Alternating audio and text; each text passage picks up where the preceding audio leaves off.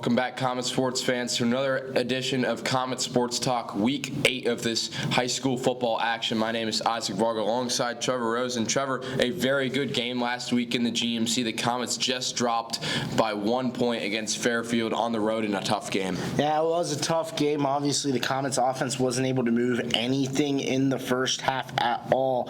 And then eventually losing their senior quarterback, D'Angelo Birch, to start that second half. But the second half offense looked to me a lot better because they moved Brandon Birdsong back to play running back, and then Alex Noggle, the sophomore quarterback, he did a great job commanding that offense, and then overall the defense kept them in this game. Yeah, I think you could see in the first 6 weeks that the wide receiver position was a big hole in this team, and I think Coach Kastner and the crew tried getting their best player to that wide receiver position, but it felt like the absence of Brandon Birdsong in that first half really showed the exposure of this team in the first half and really got them behind the chains most of the time, and that's the reason why they really had to fight back in the second half. And that works against teams like Hamilton, like earlier in the season when they started off sloppy in the first half, but teams like Fairfield on the road, you're not going to be able to do that. So that's the reason why I think Mason dropped this one. Yeah, absolutely. They moved Alex Noggle to running back thinking that they could get Birdsong out there active at wide receiver,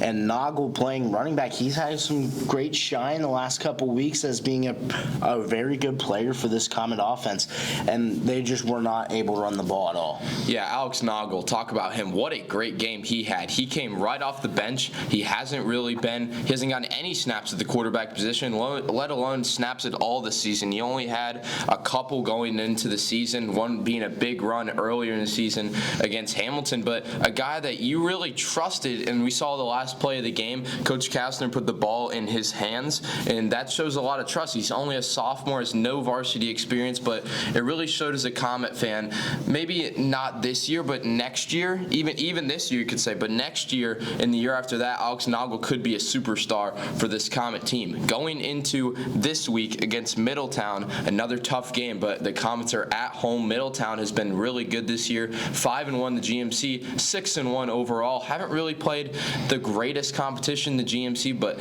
dominated Lakota East last week, their only loss being against Lakota West. Yeah, the game against Lakota East was just full Middletown control the entire game. They started the game down by 3, and then obviously Jordan Van had his 25-yard run that got Middletown their momentum, and Lakota East just had nothing the remainder of that game.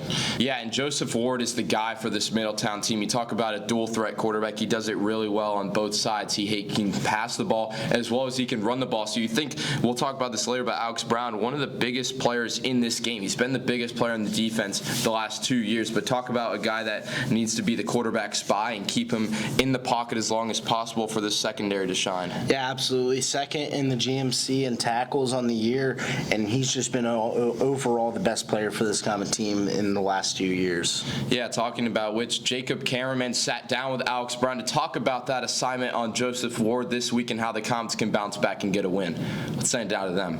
Hey, Comet sports fans, welcome back. I'm Jacob Kammerman. I'm here with the high school starting linebacker, Alex Brown. Alex, welcome to our show. How are you? Thank you. Nice to meet you. Yeah, great to be here. I'm great. Good. Coming off of 2 sad losses, what are you bringing from those games into this week against Middletown? I think the biggest thing is the speed of trust. You know, obviously the games haven't gone the way we wanted to, but I think honestly the losses probably bring you closer together than the wins. It's unfortunate that we couldn't come out the wins, but I think the biggest thing is, uniting as a team, and our true character as a team shows as we continue to try to build together and not splinter apart. I like that a lot. Going into Middletown, what have you noticed about the team? What have you seen on film that's getting you ready, and what can you do to help yourself? Middletown's a whole different team this year.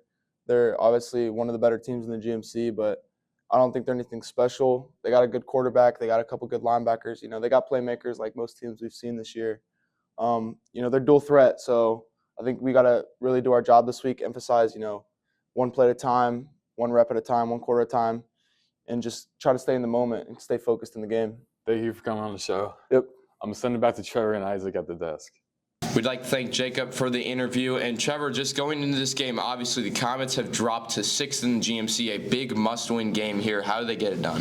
Honestly, it's going to come down to if Alex Noggle is able to command this offense like he did last week in the second half against Fairfield. He's going to have to really command this offense. They're going to have to rely a lot on the junior workhorse in the backfield, Brandon Birdsong, as well. He's going to have a lot of carries in this game. Same with Alex Noggle. I'm going to shoot for maybe over 15, 20 carries each in this game. And then obviously the passing game is going to have to be something that is going to have to be looked at a lot.